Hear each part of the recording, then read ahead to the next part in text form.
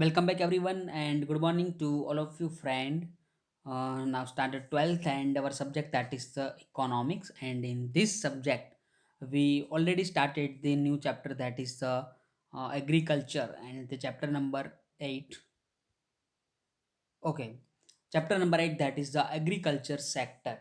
And this chapter we already started in the previous lecture, and I think we already completed the first topic from this chapter, that is the importance of agriculture sector. And then now we will going for the new and the second topic, that is the present situation of agriculture sector in India. So friend, please come on page number 94, present situation of agriculture sector in India.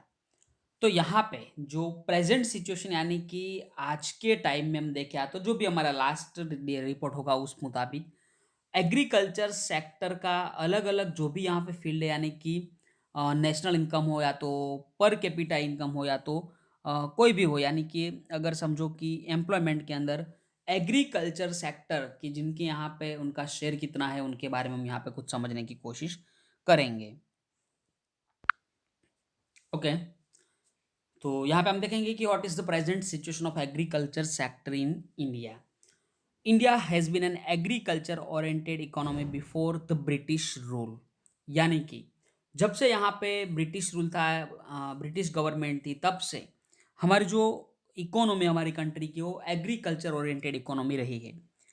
During the British rule and even after the British rule, during the planning period, industrialization is mainly focused upon, and due to that, compared to the past, the present scenario of agricultural show abnormal changes। यानी कि अगर समझो कि हम यहाँ पे बात करें कि प्लानिंग पीरियड से, यानी कि 1951 में जब प्लानिंग यहाँ पे स्टार्ट हुआ, तब से लेके अगर यहाँ पे बात करें तो जो इंडस्ट्रियलाइजेशन है यहाँ पे मेनली फोकस हुआ है।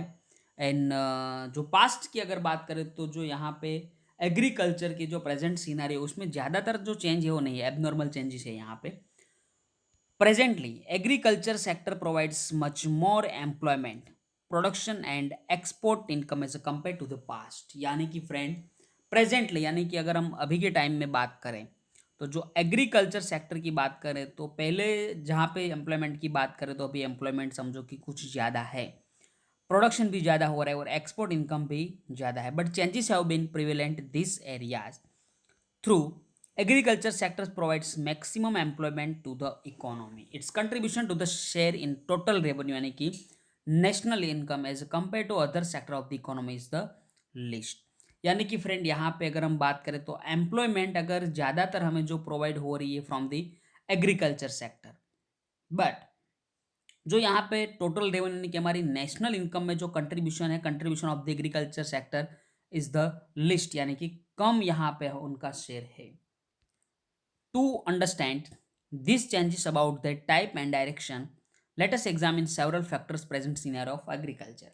तो प्रेजेंट सिनारियो क्या है, प्रेजेंट सिचुएशन क्या है, उसको अगर हम समझने की यहाँ पे कोशिश करें तो सबसे पहले यहाँ पे जो एक पॉइंट दिया हुआ आप देख सकते हो पेज नंबर 94 के ऊपर जो कंट्रीब्यूशन यहाँ पे दिया है नेशनल इनकम के अंदर एग्रीकल्चर सेक्टर का।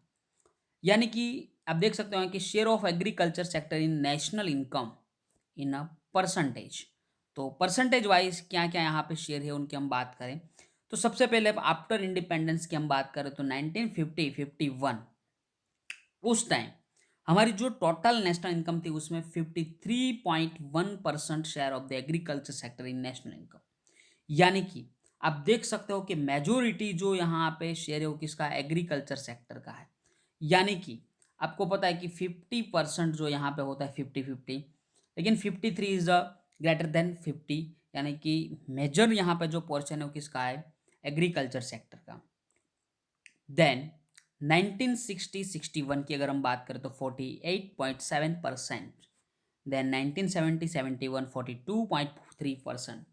और इसी तरह पर आप देख रहे हो तो जो यहाँ पे नेशनल इनकम में जो एग्रीकल्चर सेक्टर का जो शेयर है वो क्या हो रहा है, यहाँ पे डिक्रीज हो रहा है। और लास्ट में आप देख सकते हो यहाँ पे कि 2011-12 का जो डेटा यहाँ पे है कि share of agriculture sector in national income is only 13.9%, that is the 14%। यानी कि सबसे पहले हम देख रहे हैं कि 53% शेयर जो eight the time of independence था एग्रीकल्चर का जो शेयर था, और वो आज होकर यहाँ पे कितना हो गया 13%, यानी कि आप देख सकते हो कि -40% हुआ है कुछ यहाँ पे। तो फ्रेंड यहाँ पे आप देख सकते हो कि 53 से जो यहाँ पे गिरावट हुई है 13% तक की, यानी कि एग्रीकल्चर सेक्टर का जो नेशनल इनकम में शेयर है वो क्या हो रहा है, डिक्रीज हो रहा है। Usually, the income of agriculture sector is also known as the income of primary sector. I think we know about the agriculture sector is also known as a primary sector. That's why the income of agriculture sector is also known as the income of primary sector. It includes agriculture crops, poultry farming, fisheries, and cattle rearing. As per Economic Survey 2011-12, contribution of agriculture sector in national income (GDP) was a 53.1% in the 1950-51 and had reduced to 13.9% as a constant rise in the year 2011-12 due to greater emphasis on industrialization since 1956. I think you all know aware about the 1956, that is the second 5 year planning. And the second 5 year planning, our government has given more importance to the industrial and heavy and basic industry, and that's why the national income of the agriculture sector had reduced up to 13.9%, that is reduced by 40%, because we know that in the 1950-51 the agricultural sector in national income was of 53.1%, that is very high. But in the 2011 it was decreased to, it was reduced to 13%, and that's why we can say that the agricultural sector's contribution is decreased to by 40%. 53 minus 40, that is 40, minus 40 करेंगे तो यहाँ पे आप देख सकते हो that is 13% currently in 2011-12. This fall in contribution in national income of agriculture sector is due to the speedy progress of non-agricultural sector, that is the industrial and service sector. The development of agriculture sector in India has become a complex issue, यानी कि अगर हम Indian agriculture की बात करें तो यहाँ पे उनके डेवलपमेंट में कुछ इश्यू भी आ रहा है. That's why the share of the agriculture sector in national income is reduced. Then second one, that is the employment. तो फ्रेंड्स सबसे पहले हमने देखा कि what is the share of the agriculture sector in national income. अब यहाँ पे हम थोड़े डिस्कशन करेंगे अबाउट द एम्प्लॉयमेंट, यानी कि एम्प्लॉयमेंट में एग्रीकल्चर सेक्टर का शेयर कितना है, कितना था और कितना अब है. It is the agriculture sector which provides maximum employment in India. At the time of independence, यानी कि 1947, 72% population was engaged in agriculture and allied agricultural activities, that is the cattle rearing, fisheries, forest product and poultry farming. तो friend यहाँ पे आप देख सकते हो कि and you also remember that 72% population are depend on agriculture. After independence यानी कि 1947 के बाद की अगर बात करें, the development process has become speedier and especially development of industries and service sector achieve much faster growth than agriculture sector. Therefore, employment dependency on agriculture has been reduced, and in the year 2001-2002 it was 52%, which came into 49% in the year 2014-15 as a employment providing sector. तो friend यहाँ पे आपको ज़्यादातर याद रखने की ज़रूरत नहीं है, सिंपल याद हमें रखना है. Eight the time of independence, that is the 1947, 72% population are depend on agriculture sector. Then 2001 to, that is the 58% population are depend on the agriculture sector. And then 2014-15, 49% of the population are depend on agriculture sector. तो यहाँ पे आपको अलग अलग 3 साल के जो data है वही याद रखना है. अब थोड़ा आगे बढ़ते हैं और एक पॉइंट को हम कंसिडर यहाँ पे करते हैं कि एक काम करते हैं फ्रेंड कि हमने जो यहाँ पे अभी तक कंप्लीट किया, कि सबसे पहले आपने देखा कि जो yes, present situation of agriculture sector in India. तो यहाँ पे जो 6 7 8 लाइन का एक पैराग्राफ है वो आपको रीड करना है अभी। And then contribution in national income, जहाँ पे आपको सिर्फ कौन से डेटा याद रखने, तो मैं आपको बता देता हूँ कि 1950-51 एंड 2011-12, ये दो डेटा को याद करके आपको क्या करना है, पूरा जो कंट्रीब्यूशन है नेशनल इनकम में पूरे पूरा पॉइंट याद रखना है।